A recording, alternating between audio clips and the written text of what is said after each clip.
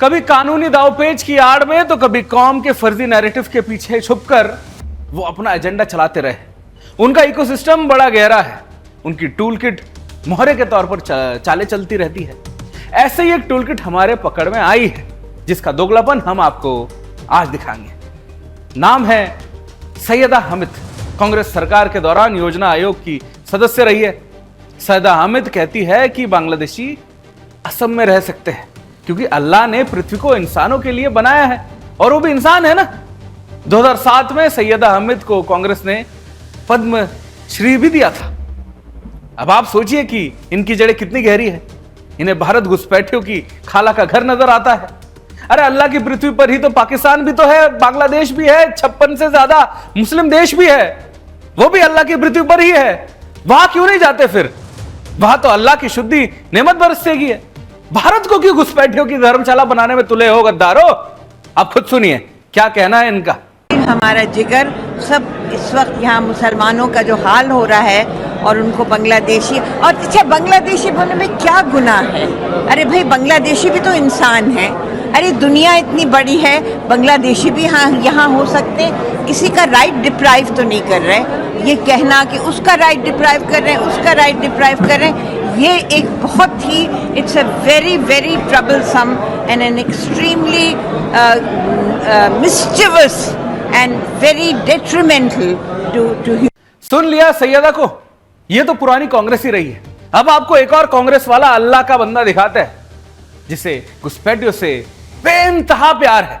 हमने इसके चेहरे से नकाब उतार दिया था। इसका दोगलापन पूरे देश ने भी देखा था। हमारे संवाददाता ने कहा कि आप भारत को खोखला करने वाले घुसपैठियों पर कुछ बोलते क्यों नहीं है भाई? आप इनके सपोर्टर है क्या?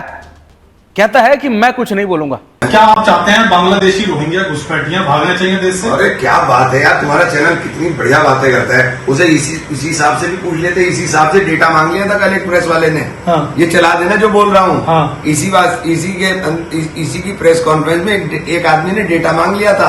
इसी साहब जवाब नहीं दे पाए। बताओ कितने लोग ढूंढ रहे हैं। दिल्ली के अंदर लगातार पकड़े जा रहे हैं, अलग अलग जगह पर भी घुसपैठिए पकड़े जा रहे हैं। रुको भाई रुको, स्पीड मत पकड़ो। जी जी बोलिए।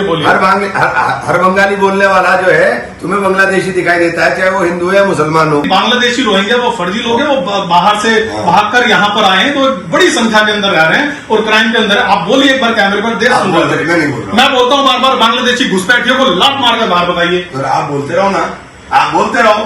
पहले ऑफिशियल डाटा लाओ, उसके बाद बोलेंगे। नहीं बोलेंगे। चलिए, इमरान मसूद साहब थे सहारनपुर से सांसद, जिनका साफ कहना था बांग्लादेशी घुसपैठे तो उन्होंने नहीं कहा। देख रहे हैं इनका मजहबी मॉड्यूल, इनकी कौमी एकता। मुसलमान है तो अपने हैं, फिर चाहे घुसपैठिए ही क्यों ना हो। ये डबल स्टैंडर्ड्स कब तक होता रहेगा ये हिंदुस्तान?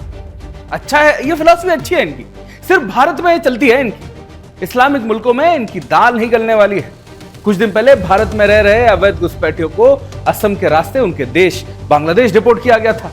उसी ग्रुप में सोनाली नाम की एक गर्भवती महिला भी उसको भेजा गया था, लेकिन उसे उसकी अल्लाह की पृथ्वी पर पहले तो घुसने ही नहीं दिया, नागरिकता और रिजेक्ट कर दी, सारे रास्ते बंद कर दिए, और फिर उस गर्भवती महिला को जेल में डाल दिया गया। कोई सोनाली से पूछे कि उसकी अपनी धरती पर उसके साथ ये अन्याय क्यों हुआ है? अब कहा गया इनकी कौमी एकता। वो काफिर तो नहीं थी, वो भी अल्लाह की पृथ्वी का हिस्सा थी।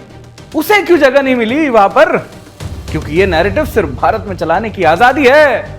सईदा को भी भेजो एक बार बांग्लादेश, सोनाली की लड़ाई लड़ने के लिए। क्या लगता है सईदा बांग्लादेश जाएगी?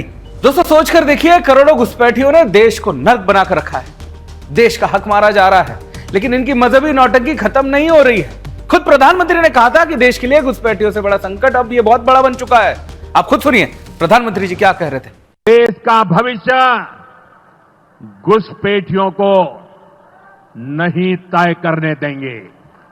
जिन सुविधाओं पर भारतीय लोगों का अधिकार है, उस पर घुसपैठियों को डाका नहीं डालने देंगे। इस खतरे से निपटने के लिए मैंने डेमोग्राफी मिशन शुरू करने की बात कही है। बहुत जल्द ये मिशन अपना काम शुरू करेगा। हम हर घुसपैठियों को देश से बाहर करके ही रहेंगे।